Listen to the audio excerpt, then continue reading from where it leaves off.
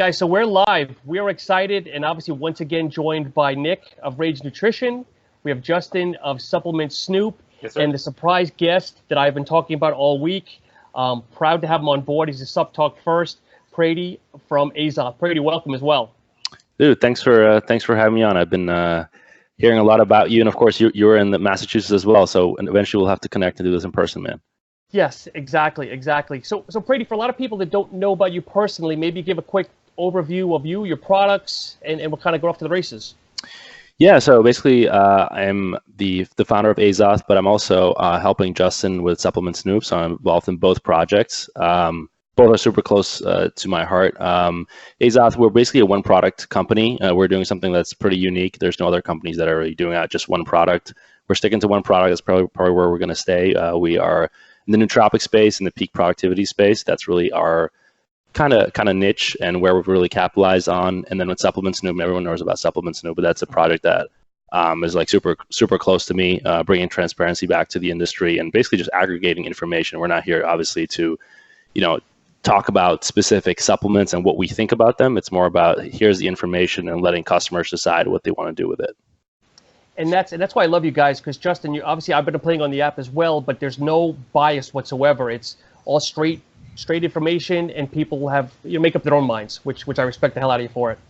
Yeah, man, that was always kind of the goal. It's like I know that what we wanted to do was just get the accurate information out there in people's hands, and then as a community get together and say, okay, now what do we do with it? You know how we've had some feedback of other subscribers are like, hey, how about we start giving our thoughts, and Justin, what about your thoughts? And it's like that was the whole deal. We had to start the conversation somewhere, unbiased, because people are just so overloaded with all the BS that it's like, so now we've gone to the ground level, we've talked facts, now what? So now we just we're trading a lot of information, and I love it. Awesome. So guys, one of the things that I want to talk about today that's we've been talking behind the scenes is there's so many products out there. You see the $20 product, the $30 product, the $99 product. And as a consumer, how does one know that you're paying for what you get, or on the opposite side, that you're not getting ripped off? Prady, I'm going to open this up to you first, because I'm a huge Shark Tank person, okay? Mm-hmm. And the one thing that Mark Cuban and some of the people always say is if you have a product, people have to understand it immediately, okay? So now, listening to one of your podcasts with Justin, I know you invested in a test, I guess, for, was it not theanine? What was it? Was theocrine. Theocrine, okay. Mm-hmm. So obviously, by you doing that, you have to defray that cost into the product a little bit for the consumer. Mm-hmm. But now, how do you relay that to the consumer that, listen, it's a top quality product, but one of the things that you're getting is certified theanine? I mean, how do people know that if I look at your product, it's X amount of money, more money versus something that might be cheaper? Yeah, one of my big things is you got to tell people, just be super transparent. So if you're investing in testing, just tell them we're investing in testing. And this goes even further, like with pricing, one of the big things that people don't recognize, you're not always going to be paying for the product, because you have to pay for, when you're paying for my product, you're paying for all my guys, their mortgages, their kids' college tuitions, their whatever, like dental, their medical. You got to pay for my office space. Like I have to factor that into the price. So now that's not what customers are always going to understand, because they just want to talk about the product. But the smaller the company, the more you're going to have to charge, and that's just a fact. So I think that just making it about price, that works for the big guys, but what that would do is that would kill any innovation. That would not allow any of us to sit here in front of you, because we're all smaller companies. That's how we all started. So, sure. But the way to do it is to explain that to customers. So when I have my podcast or on my articles, I write, here's where the pricing is going, and I need to invest. And I always talk about that you need to worry about your pricing. This is what I'm paying for, and this is what you're paying for. So the best way I have always thought it to be is to have an open dialogue with your customer and just tell them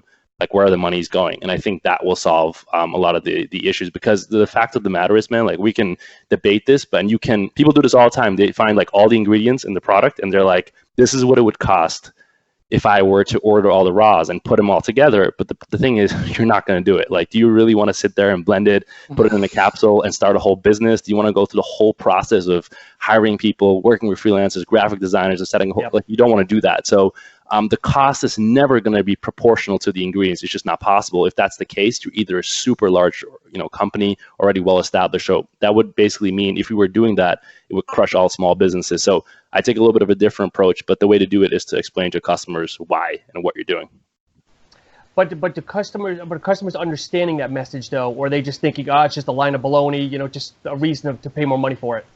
If you're honest with them, if they understand it, then they do, and if they don't understand it, then they don't. I mean, I'm never one of the person, like, you'll never see neither Justin on our supplement Snoop or either on Azoth, you'll never see, hey, like 5-day sale coming up or this. Like, we don't, because I don't want, if there's people that don't understand what we're doing, then they're not the people that are going to understand what we're doing. Like, that's not the type of customers that I want. Like, they're just not going to understand it. I want to talk to people who understand what I'm bringing to the table, because we're bringing integrity. Like, and so that's something that they either understand or they don't, because that's the people who we can help. We can only help the people that want to be helped and they're actually going to listen to us.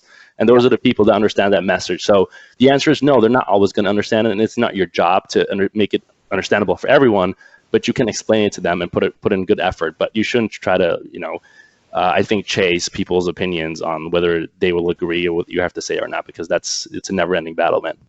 Yeah, no, I appreciate that. Nick, I know we've been talking a lot, obviously, from your standpoint. You've been very verbose with calling out a couple of companies with $99 pre-workouts and $79 pre-workouts. I mean, if I'm a consumer walking into GNC or the Vitamin Shop or whatever, and you're looking at two different products and you're really not maybe as knowledgeable as us and haven't done your research, how does one really know to dictate between that $59 and that $29 pre-workout? Well, unfortunately, that's one of the, I guess you could say, the dying breeds as far as the retail part is the product knowledge from the retailer side.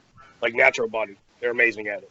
So if you bring them two different products, they can actually walk through, tell you the ingredients, tell you the differences, because a lot of the stuff you're not going to know on your own unless you go out and do the research on your own.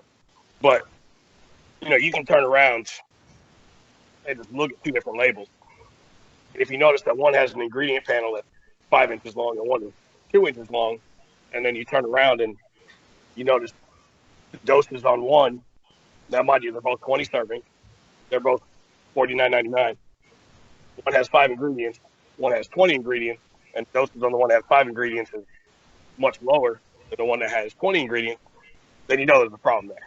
But that's what the supplement Snoop is great for, is actually learning, figuring out what you're looking at, and they have a comparison app. So, you pull up two different products right there, ding, ding, put them next to each other, and you can actually see, this has this, this has this, this has this. But a lot of it is this product knowledge, because we see, from the consumer standpoint, they want the entire kitchen sink in a pre-workout. Yeah. The problem you had when you got the entire sink in the pre-workout was the cost was astronomical. So for them, it went from the 30 serving to the 25 to the 20 as they get more stuff. And you'll see a lot of brands where they'll actually start to abuse 20 serving policy, so to speak. There's a new company that came out with a new product, and it's 20 servings, and it's laughable at that, But, that's part of learning about what you're putting in your body. Because at the end of the day, whether it's something you eat or it's, medicine that you take or a supplement that you take, you kind of need to learn what you're putting in your body. So that's the most important part, is actually learning first. And then you can actually, once you know what you're looking at, you can do your own cost analysis and see if you're actually buying something worth it or buying something that you're just completely getting ripped off on. Justin, is there a difference in your mind paying more of a premium for either a patented or a trademarked ingredient? I know we've kind of talked about that a little bit. Well, and this actually kind of ties into what these guys were just talking about. When you have, so as consumers, we've sort of, and I talk about this a lot, we're forcing the supplements into kind of a box, right? Consumers are okay with paying $50 for 20 servings, but not $75 for 30, right? It's like that thing they can't deal with. So as you sort of like pushed companies, now companies are making the labels more complicated to read, whether it's servings or now you got 2 scoops and you got this scoop and this and that. They're using patented ingredients, maybe that now all of a sudden patented ingredients are where a lot of the money is. So maybe at one time, patented ingredients you could really grab on and go, okay, it's got these studies and it's got this backing. We can run with that.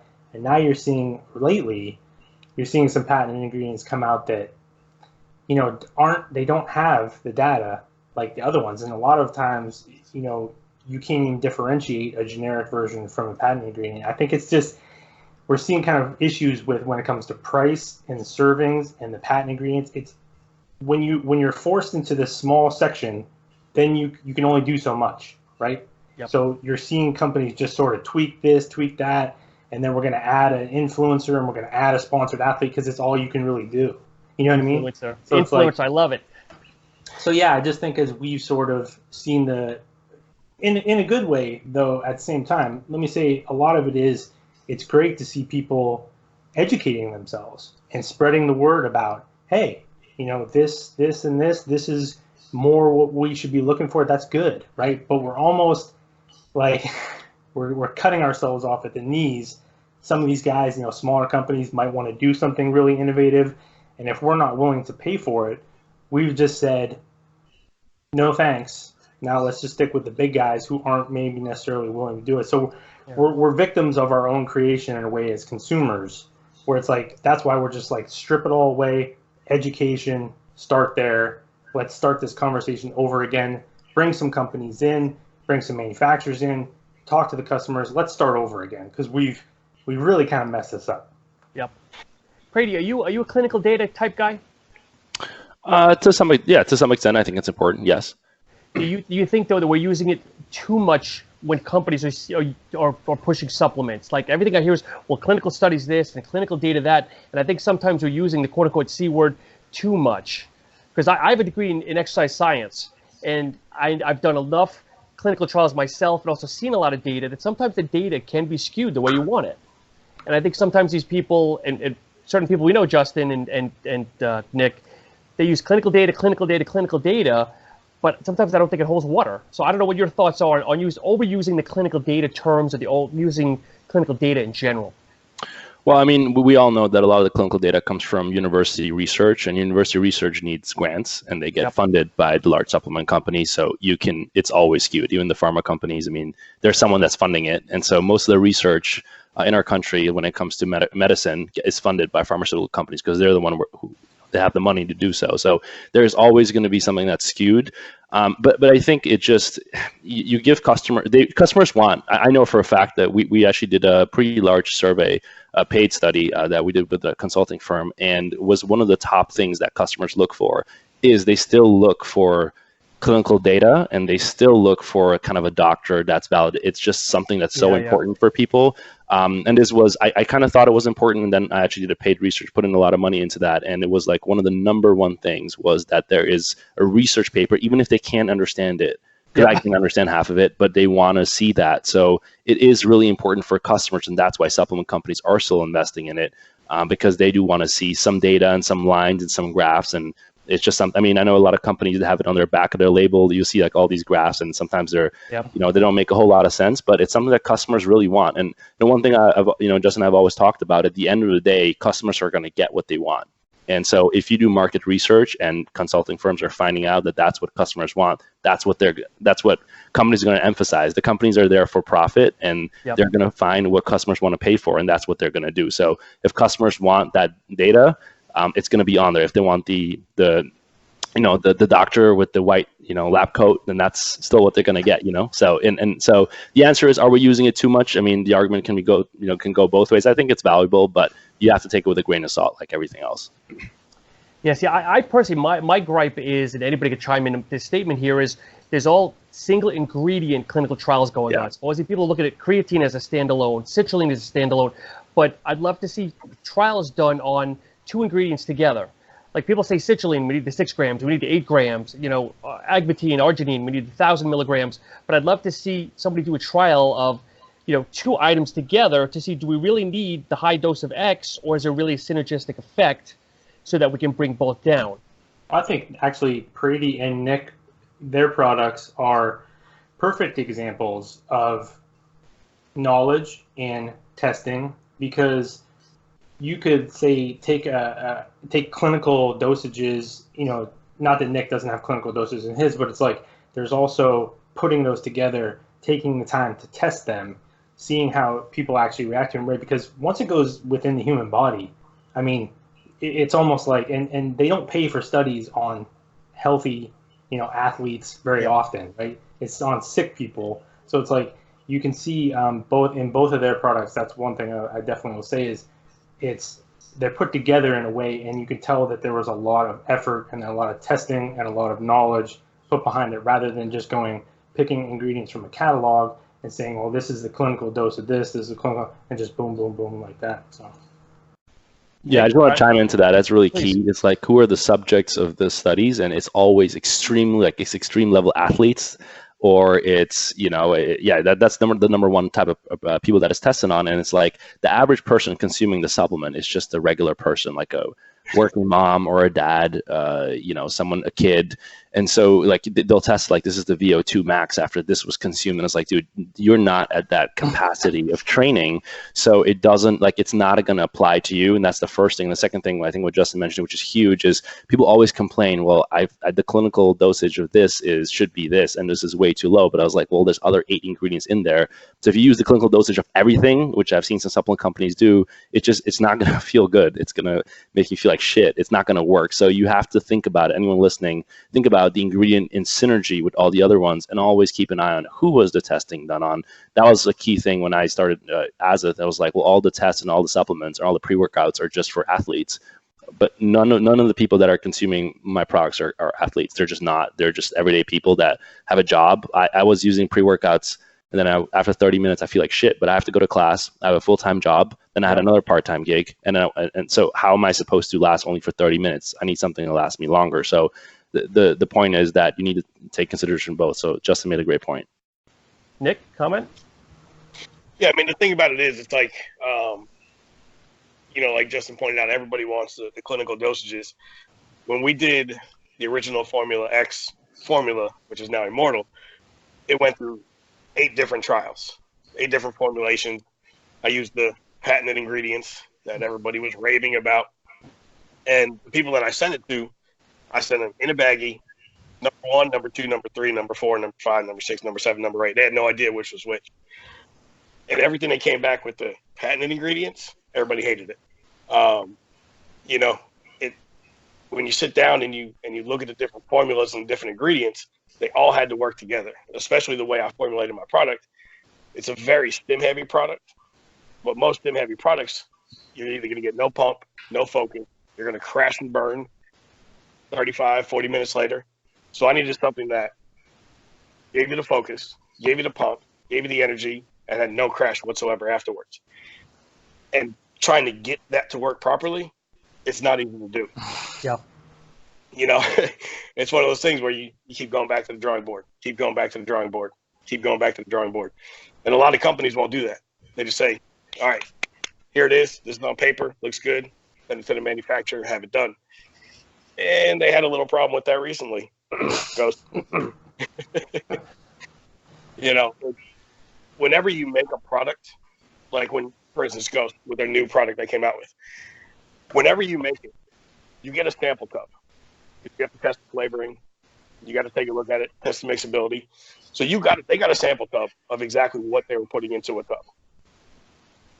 Every tub that I've seen open from anybody is a giant rock inside. And there's no way that the sample tubs they got didn't look exactly the same. And it's, you put it through a test run. The only people I've seen that enjoy the product are the people that got paid to say, Ghost has a new pre-workout. Everybody that hasn't gotten paid but actually paid for the product, nobody has anything good to say about it. So it's, if you don't take the due diligence and the time to test your products out, get some feedback from people that are going to give you honest opinions, it's going to be a rough day, So if you have from owners and Prady and obviously Nick, if you have an issue with a product that's released, okay, and you're hearing more negativity, at what point do you step up and actually take onus and say, okay, listen, we messed up here, either refunds, recalls, because I'm sure like any company, you get a negative feedback. Oh, that's just someone that doesn't like it. But at what point do you start saying internally, saying Well, crap, I've had 40 people, 50 people, 100 people say I don't like my product or something's wrong with the product, whether it's Immortal or something with Azoth. I mean, when do you step up and say, okay, I'm going to take onus here and not just saying, oh, those people don't like it? And Prady, I don't know if you want to chime in on that. Yeah, it's a I mean, it really depends on what the thing. If it's like, hey, we don't like the product because it tastes like shit or whatever, I mean, that's different. But if it's like, hey, like other people put it through testing and it's like it's bad, like it's just not what it says there is, I mean, that's a huge problem. Then there needs to be a recall. And actually, you need every supplement company has a procedure that they need to follow about when a recall is made. And for them to get their liability insurance, their insurance company demands them to have an entire protocol set up. So every company has a protocol about how many number of complaints they'll get from customers when there needs to be product recall. And I don't know what that is for Ghost. We have our own protocol about how many what number of units that would be, but there needs to be product recall, and you're demanded to actually offer some sort of refund or recourse. It's a requirement in order to get liability insurance in the country. So there is a procedure for it. I mean, but I think if it's to the point where you haven't, I mean, if that's the complaint, I mean, it's probably too late. I mean, there's no, like Nick was saying, there's no way that you can put out so many bad number of products that so many people dislike your product. That means that it's not just a batch that went wrong, it's multiple batches. And at that point, there's something wrong. And I mean, supplement companies have done that before, but it's not something that I would be able to answer because, before we release any product, it goes through all this testing and like I always, we talk about behind the subs in our podcast, it's not really, people say, oh, you're this awesome person, like you test all your products. And I'm like, well, okay, but I don't really think I'm that great. The reason I do it, sure, it's for the customer, but also for myself. Like I'm paying for this shit from my manufacturer. So the manufacturer like screws me over. Like I don't want to be screwed over either. Like I'm paying for this stuff full price. So if my manufacturer is screwing me over, then I'm getting screwed. I'm the person who gets the most screwed over because I'm paying the most in bulk. A customer maybe gets screwed over for $30, $50. I get screwed over for $100,000. Like, yeah, I don't want to get screwed over. So I think, I don't know. So the answer is there is a procedure about when to do it. If it's something where you really messed up all the serving sizes, or where there's issues like medical issues, or there's lead or some other shit in your product, like that is a huge concern. You need to immediately pull it. I don't see any reason why you would keep that in commerce in any way, shape, or form. But the FDA is going to step in, and if not, I mean, your insurance company will kick you out. I mean, there's big ramifications for that, actually. And again, anybody, let me just cut you off 1 second. Anybody that's watching we're not bashing the company. We're just hearing a small amount. But I know there's been issues so far with the wrong scooper size. I've seen people opening up where it's rock hard, and I understand there's glycerol or other things in there that'll cause chunking. But to say that there's an epidemic or anything, that's not what we're saying. I'm just asking at what point do you as an owner issue a recall? And I guess to harp on what Prady was saying, Nick, for you, if there's an issue and you have a protocol, does your manufacturer also work with you on that protocol? Or is it kind of, hey, I got bad batch, you were screwed, and the manufacturer's kind of off the hook? No, I mean, it's one of those situations, like Prady said, with the FDA stepping in. Like if you have, let's say you sell 1 million units of a pre-workout and one person ends up in the hospital, like you legally have to report it to the FDA. If you don't, it's going to be a really bad day for you at that point. But when you have a manufacturing issue where you're sending out complete chunks instead of a product that's actually mixable, just a complete chunk of a product, if it's something that the manufacturer did, they should take care of it on their end, where they're the ones that they made it. They're the ones that screwed up manufacturing it. Will they always do that? No. A lot of times they'll tell you to just eat it. We've had that happen with one of our friends where their manufacturer, I don't know what they did, but it was amino acids. And they were amino acids that came out like a rock, which is next to impossible to do. And but somehow they managed to do it. And, they'll just tell you to eat it at that point. Or they'll try to give you, let's say you spent $100,000 on the run, they'll try to give you like a $10,000 credit back or something like that. But, if you're working with a reputable manufacturer, they'll take care of you if it's their mistake. If it's your mistake, that's on you. But like for instance, with this product, when you put 2 ingredients that are very well known to clump and you put them at very high doses, there's an extra step you have to take in the manufacturing process to ensure that doesn't happen, because you shouldn't have a product that looks like it's 1.5 years old that's been off the assembly line for 5 minutes. So, but for me, when I originally formulated my product and I had the alpha yohimbine in there, I mean, there was everybody that took it, everybody that tried it. They told them straight up, like, with no DMAA, no DMHA, this is the strongest pre-workout on the market. It will fuck you up, plain and simple. And people still took it. And then I'd get messages saying, oh, I puked the entire time I was working out. Okay, send it back to me. I'll give you a refund. You know, even though the warnings are out there and you're warned, like it literally says on there, you know, this is going to ruin your day if you're not a stim junkie. It's still on me as the owner. It's my product. It's my reputation. So, you know, if somebody didn't enjoy the product, as long as they didn't use the entire product and then say, oh, by the way, I didn't like it. Yeah. Then it's on me to refund the money, you know? And yeah, I think, I was going to say, if I was going to say chime in real quick, yeah, I think this is like it's a good teachable moment for a lot of people in supplement, because we see clumps, we see this, we see scooping it out and it not necessarily weighing. Like, we sort of take that for granted, but there's a huge group of people that they don't even know that that's a thing, right? Mm-hmm. So rather than, you know, it's not, oh, let's trash this company, but hold on, let's pump the brakes real quick and let's talk about, okay, there's more to this than how much citrulline is in the formula and how much caffeine. Like, what went wrong? Like, can we talk about the manufacturing process? Can we talk about how this stuff how important it is to measure and to do your research and stuff like that? I think it's good. It's because it's a very popular brand, a very popular product. There's a lot of hype. It's like, you know, you don't want to single them out, but at the same time, it's like, okay, this could actually be a really good thing when you see stuff, because there's nothing dangerous about the product. It's not like it's hurting anyone. Of course. But it is a good example of going, okay, this is the kind of thing that can happen, and we've seen it happen in plenty of other cases. But most people going into GNC just doesn't even realize it's a thing. You know what I mean? They don't. I took for granted. You saw me. I was like, man, I didn't even measure mine out because I just assumed, why would I have to measure it out? And you know, so it's even me. So I think it's just a good sort of teachable moment where we could talk about beyond just ingredients in the end game. We're so focused on the end game all the time, but there's so many steps before that can sort of, you know, you can have issues. Yeah, and again, I want to reiterate there, nobody's dying from the product. There's nothing wrong with it per se. But again, like you said, it's a teachable moment, Justin, that maybe Ghost will now take their product, just watch their batches a little bit better, I guess, or do some kind of blind testing or something along the lines. Yeah. So Prady, what is your protocol when you have a batch run? Okay. How do you know? How do you certify that the product is 100% to the label or 100% what's supposed to be in it? Yeah, it's super simple. So we have a manufacturer. The manufacturer produces it. When the manufacturer produces the product, there is a certificate of analysis that the manufacturer has to produce. This is in the contract that I have with my manufacturer. They have to legally produce one. I don't pay for it until the COA is actually produced. So they give me the COA. What I do then is to say, for instance, our usual run, like say 5,000 bottles. We're a small company, 5,000 to 6,000 bottles a month.